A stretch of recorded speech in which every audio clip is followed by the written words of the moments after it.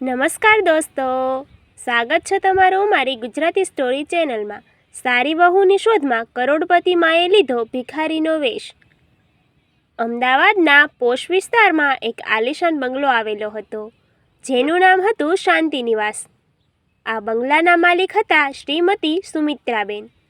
સુમિત્રાબેન એટલે શહેરના જાણીતા ઉદ્યોગપતિ સ્વ વિઠ્ઠલદાસના પત્ની. વિઠ્ઠલદાસના અવસાન પછી સુમિત્રાબેને આખા બિઝનેસને સામ્રાજ્યને ખૂબ જ કુશળતાથી સંભાળ્યો હતો. તેમનો એકનો એક પુરોહિત પુત્ર હતો આકાશ. આકાશ દેખાવડો, ભણેલો ગણેલો અને સંસ્કારી હતો. તે પોતાની માતાને ખૂબ પ્રેમ કરતો હતો.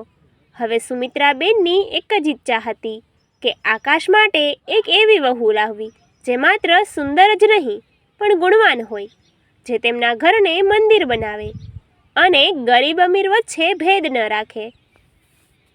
આકાશ માટે સંબંધો તો ઘણા આવતા હતા. મોટા મોટા કરોડપતિઓની દીકરીઓના ફોટા લાઈનમાં પડ્યા હતા, પણ સુમિત્રાબેનને ડર હતો કે આજના જમાનામાં છોકરીઓ સંપત્તિ જોઈને આવે છે, સંસ્કાર જોઈને નહીં. તેમને ચિંતા હતી કે જો કોઈ એવી વહુ આવી ગઈ જેને માત્ર પૈસામાં જ રસ હોય તો તેમનું ઘર તૂટી જશે. એક રાત્રે સુમિત્રાબેનને એક વિચાર આવ્યો. તેમણે આકાશને બોલાવીને કહ્યું, બેટા, મારે તારા માટે એવી છોકરી શોધવી છે જે મારા ઘરની લક્ષ્મી બને, પણ એ મને મારી સંપત્તિ માટે નહીં, મારા વ્યક્તિત્વ માટે માન આપે. તેથી મેં નક્કી કર્યું છે કે હું ભિખારીનો વેશ ધારણ કરીને શહેરની 3 જાણીતી છોકરીઓની કસોટી કરીશ. આકાશ પહેલાં તો હસ્યો, પણ પછી તેને માતાની વાતમાં ગંભીરતા દેખાઈ. તેણે સંમતિ આપી. શહેરના એક નામચીન બિલ્ડરની દીકરી અનન્યા સાથે આકાશનો સંબંધ વાતચીતમાં હતો. સુમિત્રાબેને ફાટેલા તૂટેલા કપડાં પહેર્યા, માથે મેલું કપડું બાંધ્યું અને હાથમાં એક લાકડી લઈને અનન્યાના ઘરે ગયા. બપોરનો સમય હતો. અનન્યા પોતાના મિત્રો સાથે ગાર્ડનમાં પાર્ટી કરી રહી હતી. સુમિત્રાબેન દરવાજે ગયા અને ધીમેથી કહ્યું, બેટા, બહુ ભૂખ લાગી છે, થોડું ખાવાનું મળશે? અનન્યાએ પાછળ ફરીને જોયું તો એક ગંદી ભિખારણ ઊભી હતી. તેણે મોઢું બગાડ્યું અને રાડ પાડી, એ ડોસી, અહીં શું કરવા આવી છે? જોતી નથી અહીં પાર્ટી ચાલે છે? તારા જેવા ગંદા લોકો અહીં ગંદકી કરે છે. વોચમેન, આને બહાર કાઢો. સુમિત્રાબેને કરગરીને કહ્યું, બેટા, બહુ તરસ લાગી છે, એક ગ્લાસ પાણી તો આપ. પણ અનન્યાએ સાંભળ્યું નહીં અને પોતાના મિત્રો સામે હસતા હસતા કહ્યું, આવા લોકો તો રોજ આવે છે. સુમિત્રાબેન ત્યાંથી શાંતિથી નીકળી ગયા. તેમના મનમાં આ પહેલું નામ કડ થઈ ગયું. બીજી છોકરી હતી દિવ્યા, જે એક ફેશન ડિઝાઇનર હતી. તેના ઘરે પણ સુમિત્રાબેન એ જ વેશમાં પહોંચ્યા.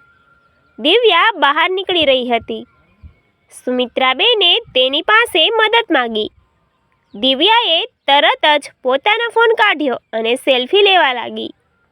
તેણે સુમિત્રાબેનના હાથમાં 500ની નોટ પકડાવી અને કેમેરા સામે હસીને ફોટો પડાવ્યો. તેણે કહ્યું, માજી, ઊભા રહો, મારે આ ફોટો ઇન્સ્ટાગ્રામ પર મૂકવો છે કે હું ગરીબોની મદદ કરું છું. ફોટો પડ્યા પછી જેવી સુમિત્રાબેને આશીર્વાદ આપવા હાથ લંબાવ્યો, દિવ્યા પાછળ હટી ગઈ અને બોલી, અરે રે, અડશો નહીં, મારું મોંઘું ડ્રેસ ખરાબ થઈ જશે. લો આ પૈસા અને જાઓ હવે. સુમિત્રાબેન સમજી ગયા કે આ દયા નથી, પણ દયાનો દેખાડો છે. અહીં પણ તેમને નિરાશા મળી. હવે છેલ્લું નામ હતું રાધિકા. રાધિકા એક સામાન્ય મધ્યમવર્ગીય પરિવારની છોકરી હતી. તેના પિતા એક પ્રાથમિક શાળાના શિક્ષક હતા. રાધિકા પોતે પણ બાળકોને ભણાવતી હતી. સુમિત્રાબેન રાધિકાના નાના એવા ઘર પાસે ગયા ત્યારે ખૂબ વરસાદ પડી રહ્યો હતો. સુમિત્રાબેન જાણી જોઈને કાદવમાં લથપથ થઈ ગયા અને રાધિકાના દરવાજે જઈને ફસડાઈ પડ્યા. રાધિકા તરત જ બહાર દોડી આવી. તેણે જોયું કે એક વૃદ્ધ માજી ગારો કાદવમાં પડેલા છે. તેણે જરા પણ સંકોચ રાખ્યા વિના સુમિત્રાબેનને ઊભા કર્યા અને ઘરમાં લઈ ગઈ. તેણે માતાજીના પગ લૂછ્યા. તેને કોરા કપડાં આપ્યા અને ગરમ ચા બનાવી આપી. સુમિત્રાબેન આ બધું જોઈ રહ્યા હતા. તેમણે પૂછ્યું, બેટા, તું મને ઓળખતી નથી, છતાં આટલી સેવા કેમ કરે છે? રાધિકા હસીને જવાબ આપ્યો, માજી, સેવામાં ઓળખાણની જરૂર નથી હોતી. તમે મારા દાદી જેવા છો. તમે જમીનને જજો. મેં સાદી ખીચડી બનાવી છે. રાધિકાએ સુમિત્રાબેનને ખૂબ જ પ્રેમથી જમાડ્યા. સુમિત્રાબેને જોયું કે આ ઘરમાં ભલે અમીરી નથી, પણ સંસ્કારનો ભંડાર છે. રાધિકાએ માજીને થોડા પૈસા અને છત્રી પણ આપી, જેથી તેઓ ઘરે સુરક્ષિત પહોંચી શકે. બીજા દિવસે શાંતિનિવાસ બંગલેથી એક મોંઘી ગાડી રાધિકાના ઘરે પહોંચી. રાધિકા અને તેના પિતા તો અવાચક રહી ગયા જ્યારે તેમણે ગાડીમાંથી કિંમતી સાડીમાં સજ્જ સુમિત્રાબેનને ઉતરતા જોયા. સુમિત્રાબેને રાધિકાના પિતાને હાથ જોડીને કહ્યું, ભાઈ, ગઈકાલે જે ભિખારણ તમારા ઘરે આવી હતી એ હું જ હતી. હું મારા દીકરા માટે વહુ શોધતી હતી અને મને મારી વહુ મળી ગઈ છે. જો તમને મંજૂર હોય તો હું રાધિકાનો હાથ મારા આકાશ માટે માંગવા આવી છું. આકાશ પણ સાથે જ હતો. રાધિકાની સાદગી અને તેના સંસ્કાર જોઈને તે પણ ખુશ થઈ ગયો. રાધિકાના પિતાની આંખમાં આંસુ આવી ગયા. તેમણે કહ્યું, બહેન, અમે સામાન્ય લોકો છીએ. અમે તમે આટલા મોટા કરોડપતિ. સુમિત્રાબેને હસીને કહ્યું, સંપત્તિ તો આજે છે ને કાલે નથી, પણ તમારી દીકરીએ જે સંસ્કાર બતાવ્યા છે એ જ મારી અસલી સંપત્તિ છે.